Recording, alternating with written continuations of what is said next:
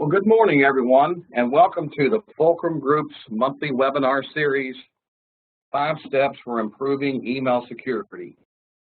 I'm David Johnson, Vice President of Sales and Marketing for the Fulcrum Group. This morning, we will discuss 5 key steps you can take to improving your organization's email security. This webinar is being recorded and everyone is muted. So please submit your questions via chat and we will answer them at the end of the presentation. Let's go ahead and get started.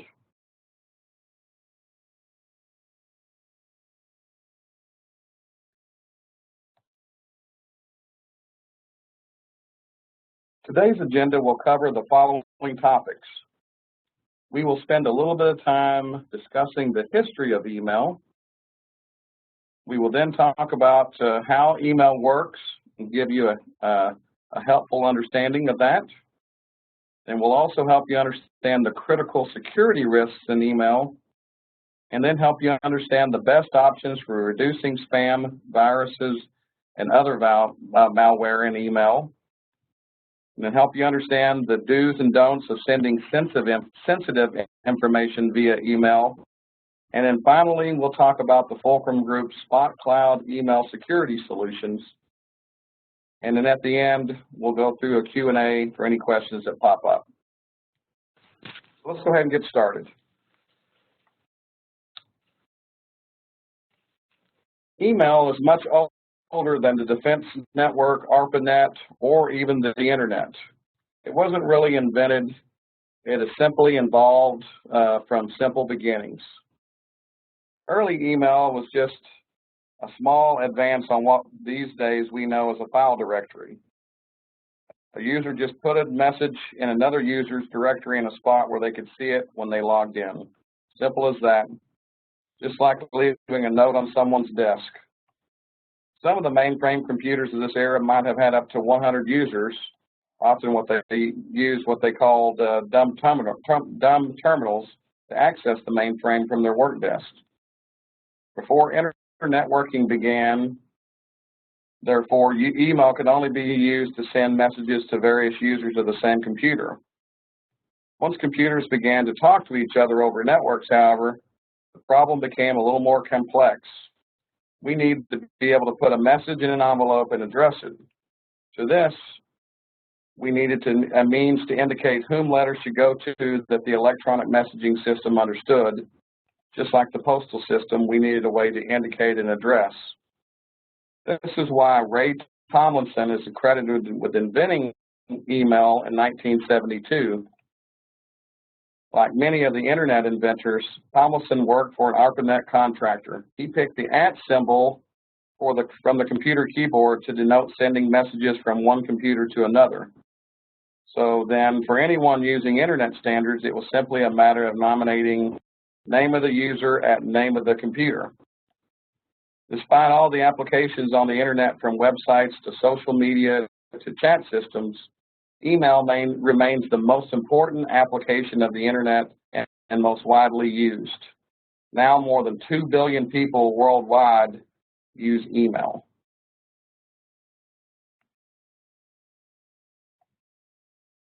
As email continued to evolve on ARPANET, eventually, the main purpose of ARPANET became email. As the 1980s brought personal computers and local area networks to the forefront, LAN-based email systems such as CC Mail and Lotus Notes were introduced. However, these systems were proprietary and could not send email from one system to another. When the 1990s rolled around, the Internet and the World Wide Web were invented, and Internet-based email systems from ISPs such as CompuServe and AOL popularized email with consumers. It wasn't too long after that the LAN-based email systems got into the act as well, as Internet gateways were added to Lotus Notes and Microsoft Mail, which eventually became Microsoft Exchange. These Internet gateways allowed end users to send email outside their organization using the Internet. Due to the insecure nature of the Internet email, it wasn't long before marketers figured out that sending out mass email was a cheap method to reach tens of thousands of consumers at a very low cost. The word spam was invented to describe unsolicited email and was added to the Oxford Dictionary in 1998.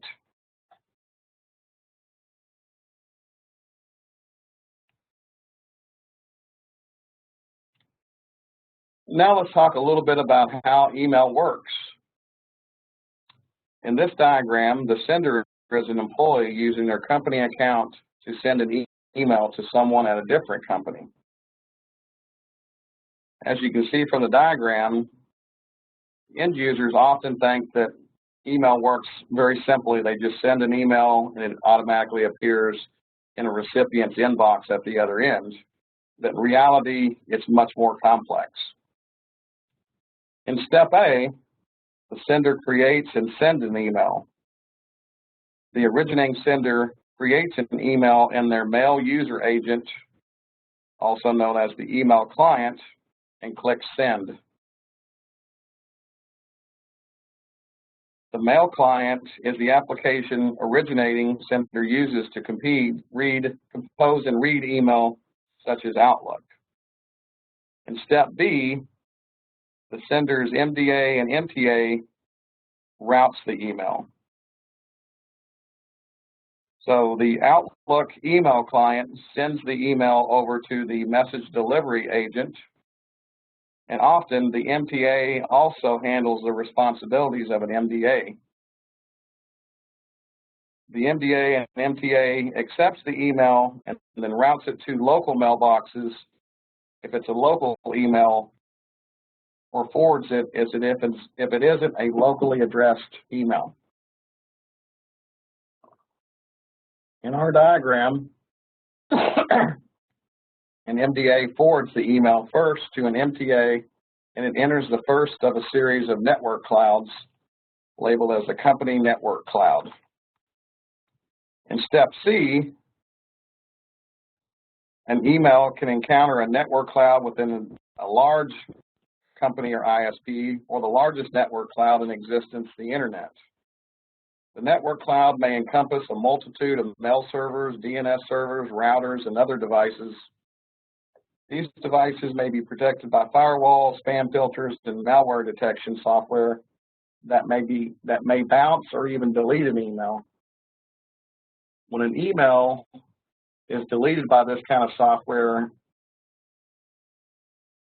it tends to fall or fail silently, or what we refer to as a black hole.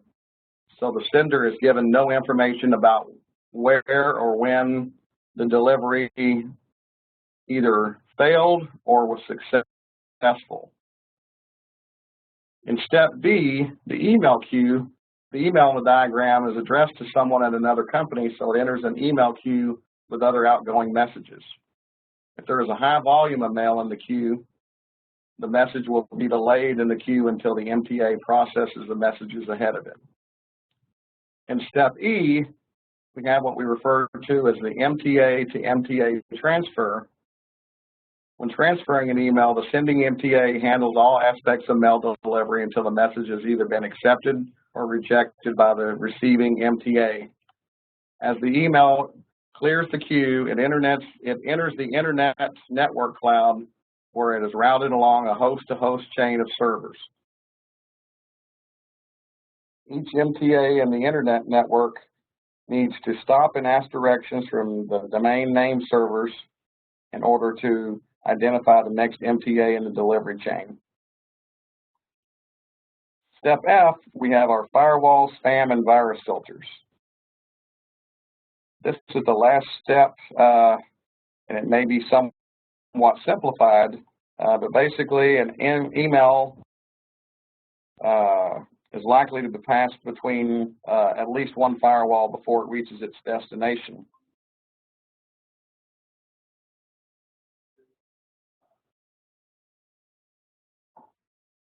These filters test to see if the message qualifies as spam, malware such as a virus, or inappropriate content. If the message contains malware, the file is usually quarantined and the sender is notified.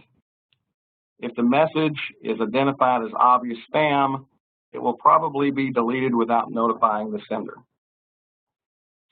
In the last step, we have delivery. The email makes it past the hazards of the spam filter and is accepted for delivery by the receiver's MTA.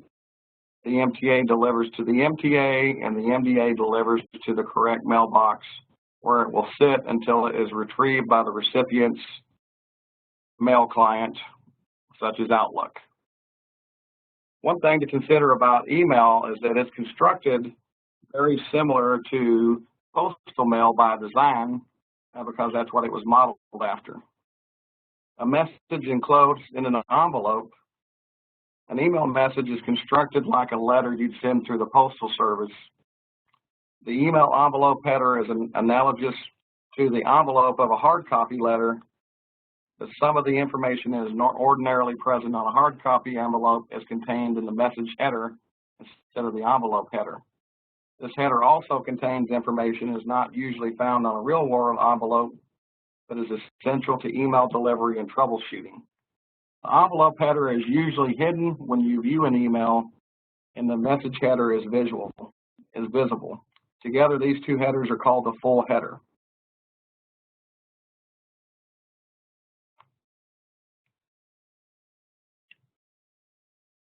So now let's talk about the critical security risks in email. The original use of email was really more of an instant messaging system than the way we think of email today. In today's business environment, besides phones, email is the most important communication medium for businesses.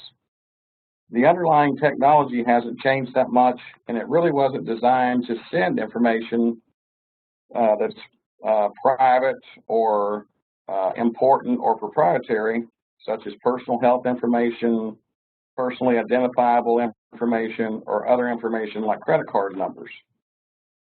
The biggest problem with email for a lot of users, including myself, is the sheer volume of email. All of the email from legitimate users plus legitimate newsletters is enough to deal with already. But when you add in unsolicited commercial email, also known as spam, it makes managing email volume even more difficult. The cost to send a million mass emails is minuscule, and if a small percentage of recipients click on an advertisement and buy, then spammers can make good money. And the cost to companies for the lost time spent managing and deleting spam has been estimated as high as $50 billion per year.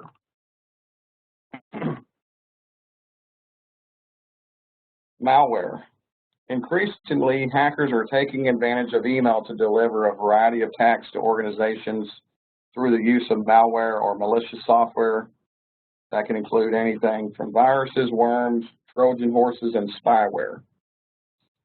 These attacks, if successful, may give the malicious entity control over workstations and servers, which can then be exploited to change privileges, gain access to sensitive information, monitor users' activities, and perform other malicious actions.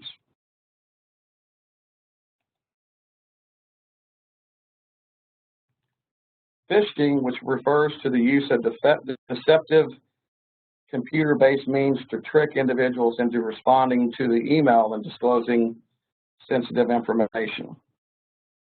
Compromised email systems are often used to deliver spam messages and conduct phishing attacks using an otherwise trusted email address. The links embedded in phishing attacks typically go to similar-looking websites and try to get you to enter information such as your username and password, account number, or social security number. Phishing is a form of social engineering.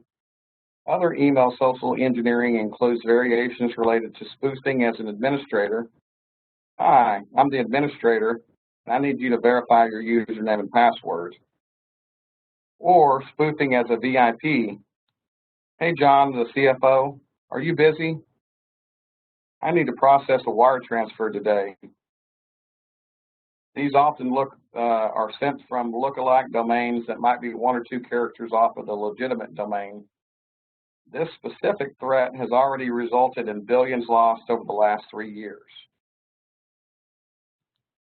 Data leakage occurs when users intentionally or unintentionally send proprietary company information or other sensitive information such as HIPAA personal health information or personally identifiable information, or information which can embarrass the company, cause a loss of customers or revenue, or expose the company to legal action.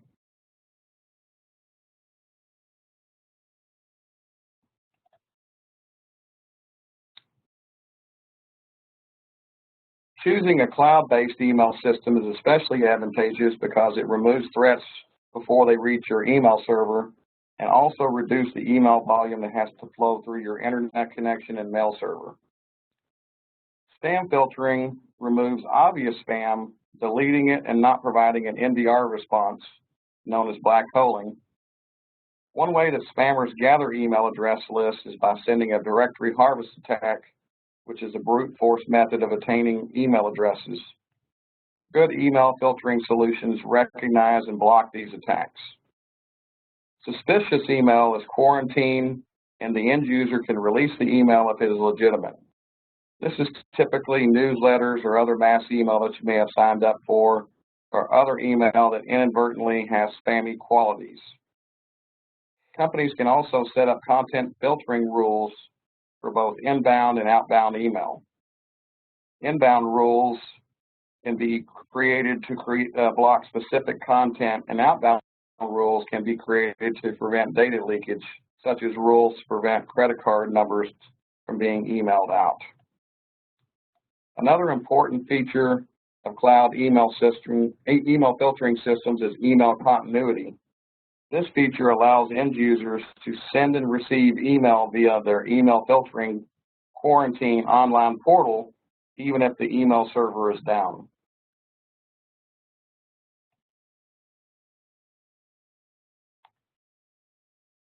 Sending sensitive information by email. So remember that standard email is not encrypted or secure. You want to try to avoid sending sensitive information over email when you can. And if you are going to send sensitive information, use encryption or secure send when it is necessary to send sensitive information via email. And here are some samples of what qualifies as sensitive information. So any kind of personal or financial information, social security numbers, credit card numbers, banking account information, your passport or driver's license number, any kind of tax documents. So if you're communicating with your CPA, don't send them your W-2 via standard email. They shouldn't be sending you your completed tax returns via email and any other forms. Any kind of HIPAA protected information, health records, anything that helps identify who you are should never be sent via email or standard email. And of course, you should never send usernames and passwords via email. And then, of course, sensitive company information, so customer list or any other proprietary information.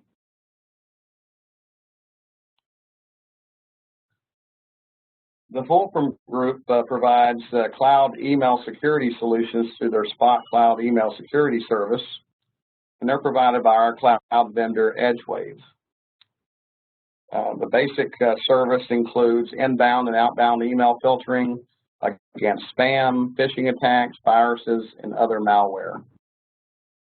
Also includes email continuity, where you can send and receive emails even if your mail server is down.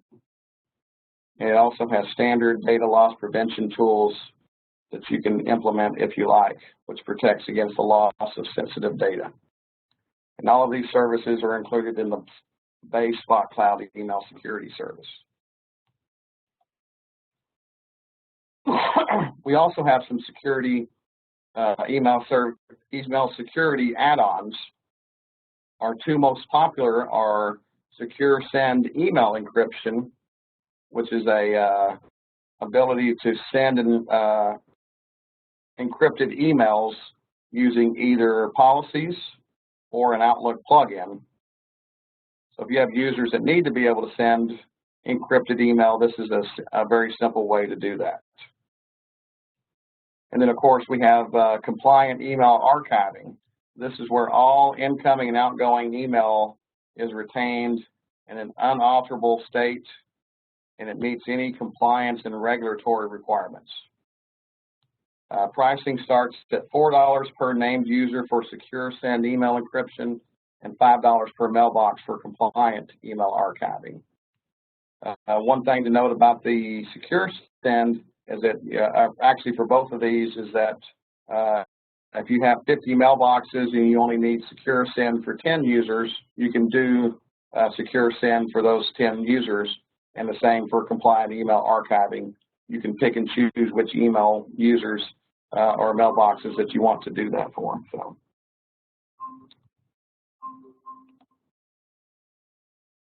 And that's all we had in the presentation. Is there any questions that we've got? If you've got them, go ahead and type those up and send them on over right quick. I don't see any questions in the chat at this point. So we'll give it a minute or two and see if there's any questions that come up.